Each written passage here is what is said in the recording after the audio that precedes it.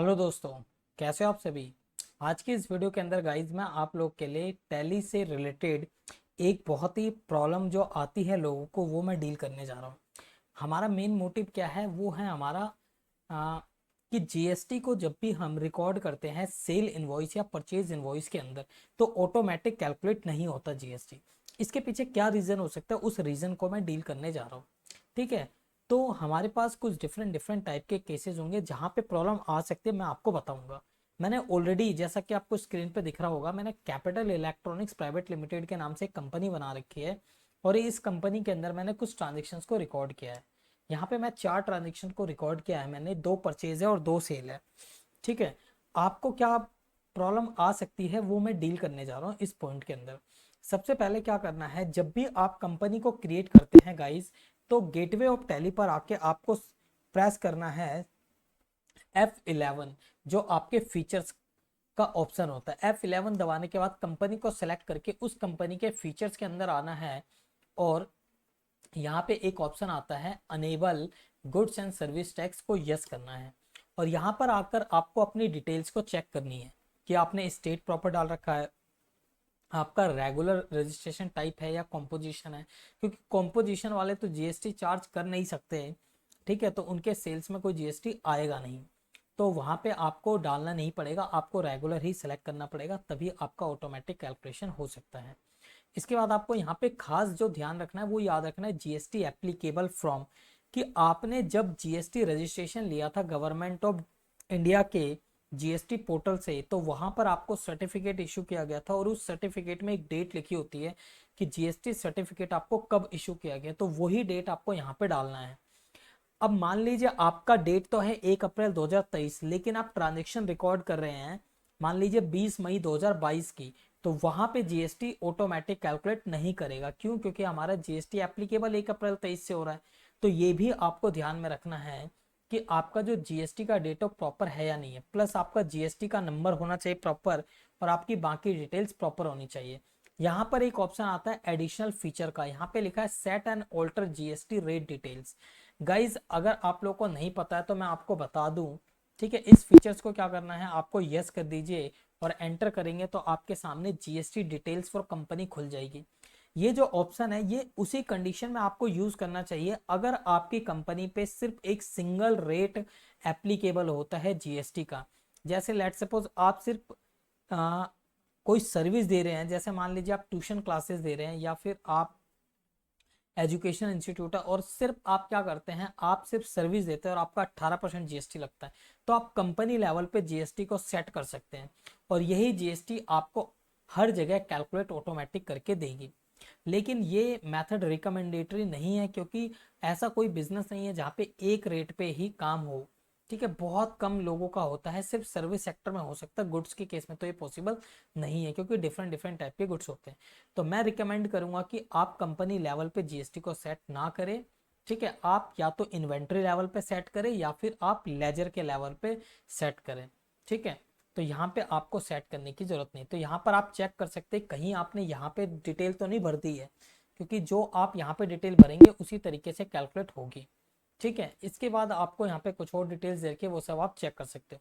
तो पहला पॉइंट, आपको अपनी जीएसटी डिटेल्स को चेक करना है, डेट्स को चेक करना है और set and GST alter detail को चेक करना है।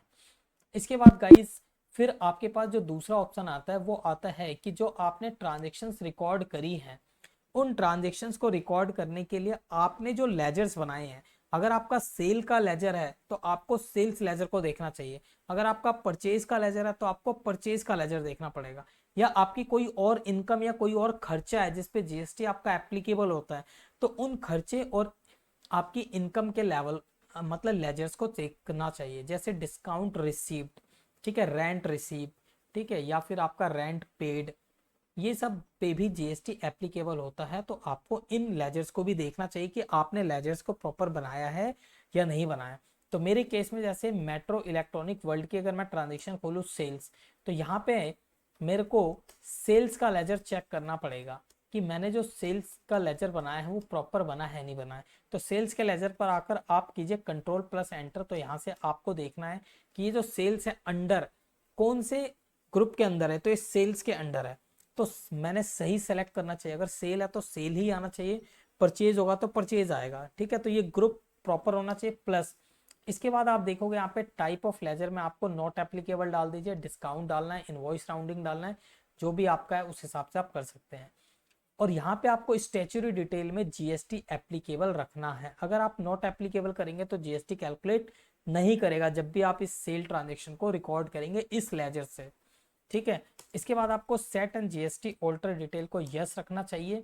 तो यहाँ पे आके आप देख सकते हैं, अगर आपका बिजनेस जैसा कि मैंने बोला सिर्फ आपके पास एक ही सेल्स है, ठीक है, एक टाइप के, आप सिर्फ इसी लेजर से सारे सेल्स को रिकॉर्ड करना चाहते हैं और आपके पास सिर्फ एक रेट सेल्स का आप रखना चाहते हैं, तो आप यहाँ पे अपने रेट को क्लासीफाई कर सकते हैं और डिटेल भर सकते हैं, ठीक है। यहाँ पे नेचर ऑफ ट्रांजेक्शन्स के बिहाफ पे आप ट्रांजेक्शन को आइडेंटिफाई कर सकते हैं कि आपका ये जो जीएसटी का क्लासिफिकेशन है वो किस टाइप का, ब्रांच ट्रांसफर है, आउटवर्ड डीम्ड एक्सपोर्ट है, नील रेटेड है, क्या है, जो भी आपका है उस तरीके से आपको यहाँ पे डालना है, ठीक है। बट मैं इसको रिकमेंड नहीं करता, तो इसको यहाँ पे आपको करने की जरूरत नहीं है, नो ही रहने दीजिए, कोई दिक्कत नहीं है।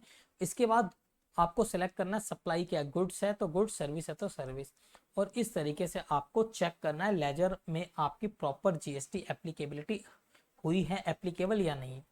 फिर आपको यहाँ पे एक दूसरा कॉन्सेप्ट देखना है, एक तो हमने देखा लेजर, फिर आपको इनके सब ग्रुप को भी चेक करना। अब ये जो सेल है इसका अंडर ग्रुप है, तो इस ग्रुप को भी चेक कर लेंगे कि कहीं मैंने इस ग्रुप के अंदर तो कोई रेट डिफाइन नहीं कर रखा। यहाँ पे जैसे आप देखेंगे यहाँ पे set and alter GST detail आ रहा है, हो सकता है आपके सिस्टम में ना आए, तो यहाँ पर आप कन्फिग्रेशन करेंगे, F12 दबाएंगे गाइज, और यहाँ पे जैसे F12 दबाएंगे तो नीचे देखिए ऑप्शन आएगा जीएसटी, अगर आप इसको यस कर देंगे तो आपके यहाँ पे आ जाएगा। और यहाँ पे आप यस करके इसको भी चेक कर सकते हैं कि कहीं आपने सेल्स का जो ग्रुप है उसमें तो जीएसटी फीड नहीं कर रखा गलत, क्योंकि आपका अलग होगा मेथड या फिर यहाँ पे अलग मेथड हो सकता है आपका, ठीक है। तो पता चले आपने सेल्स के लेजर में कुछ और डाल रखा और सेल्स के ग्रुप में कुछ और रेट डाल रखा, तो कैलकुलेट नहीं करेगा, दोनों जगह सेम रेट होना चाहिए। अगर यहाँ पे 18% है तो जब आप सेल्स का लेजर बना रहे तो वहां पर भी आपको 18% ही डालना पड़ेगा यहाँ पे, ठीक है। तो इस तरीके से आपको लेजर को भी देखना है, ठीक है गाइस। जब आपने लेजर को देख लिया, आपने सेल्स मतलब ग्रुप को देख लिया, लेजर के सब ग्रुप को, इसके बाद आपको चेक करना आइटम्स की डिटेल। जो आपने आइटम्स बनाई है उस पर आके कंट्रोल एंटर करेंगे तो आइटम्स को आपको देखना है कि ये जो आपने आइटम्स बनाई है यहाँ पर जीएसटी एप्लीकेबल यस होना चाहिए, और प्लस यहाँ पे जो रेट है उसको सेट एंड ऑल्टर को यस करना, और यहाँ पे आपको सेलेक्ट करना है रेट क्लासिफिकेशन, आपको तैयार करनी है और यहाँ पे आपको डिटेल भर देनी है, ठीक है। अगर मैं यहाँ पे इसको एग्जेम्प्ट कर दूंगा टैक्सेबिलिटी को तो ये मेरा टैक्स नहीं लेगा, तो मेरे को यहाँ पे टैक्सेबल डालना होता है, ठीक है। तो ये भी चीज़ आपको ध्यान में रखनी है। प्लस आपको रेट्स डिफाइन करने होंगे और इस तरीके से आपका उस प्रोडक्ट पे जीएसटी एप्लीकेबल हो जाएगा। प्लस आपको क्या करना है, यहाँ पे अगर आप देखेंगे तो यहाँ पे आप ऑल्ट डब्ल्यू अगर कंट्रोल करेंगे तो यहाँ पे आपको आपके प्रोडक्ट का जो भी आपने क्लासिफिकेशन बनाया उसका एप्लीकेबल रेट आपको दिख जाएगा गाइज, ठीक है। और यहाँ पे आपने क्या क्या उसका डिस्क्रिप्शन HSN डालना है वो सब आप डाल के यहाँ पे बना सकते हैं। अब यहाँ पे भी आपका रेट आपको ध्यान में रखना है, 1 अप्रैल 23 आ रहा है यहाँ पे, तो अगर आपका एप्लीकेबल 1 अप्रैल 23 से है तो 1 अप्रैल 23 होना चाहिए। अगर इससे पहले से आपको यहाँ पे डेट चेंज करना पड़ेगा, तब जाके आपके ट्रांजेक्शन प्रॉपर सही से कैलकुलेट होंगी, ठीक है। तो इस तरीके से आपको यहाँ पर भी देखना है। इसके बाद जब आप आइटम वाइज चेक कर लेंगे तो इस आइटम के ग्रुप को भी चेक कर सकते हैं अंडर। जैसे मैंने यहाँ पे एक टीवी ग्रुप बनाया है, लेट सपोज ये टीवी ग्रुप के अंदर होता है, तो यहाँ पर भी एक ऑप्शन आता है जीएसटी को चेक करने का, तो इसको भी आपको चेक करना है। अगर मान लीजिए आपका टीवी का रेट है 15%, लेकिन जो आपने स्टॉक बनाया है वो बनाया, सॉरी, टीवी का रेट है 12% और आपने जो स्टॉक बनाया है उसमें आपने 5% डाल दिया, तो वहां पर आपका जीएसटी कैलकुलेट नहीं करेगा, क्योंकि ग्रुप का रेट है 12% और आप बना रहे 5%, तो दिक्कत हो जाएगी, ठीक है। तो आपका रेट सेम होना चाहिए, तब जाके आपका जीएसटी ऑटोमेटिक प्रॉपर कैलकुलेट करेगा।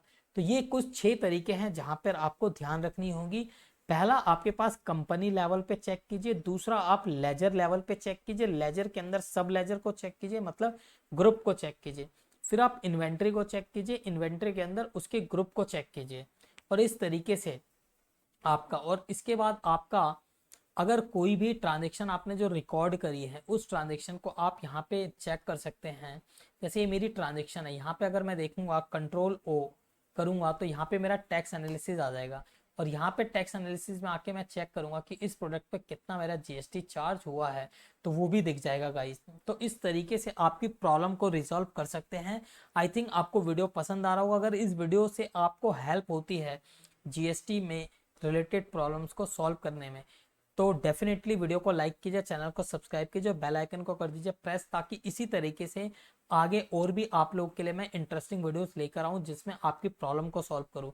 और मैं अब जीएसटी से रिलेटेड और टैली से रिलेटेड, एसएपी एक्सेल से रिलेटेड, टैक्सेशन से रिलेटेड आपके लिए रेगुलर वीडियोस लेकर आऊँगा गाइस, ताकि आप लोग को बेनिफिट मिले और मेरे को भी मज़ा आता है आप लोग की हेल्प करके। ठीक है, मिलेंगे नेक्स्ट वीडियो में। अपना ख्याल रखिए, take care, bye bye guys.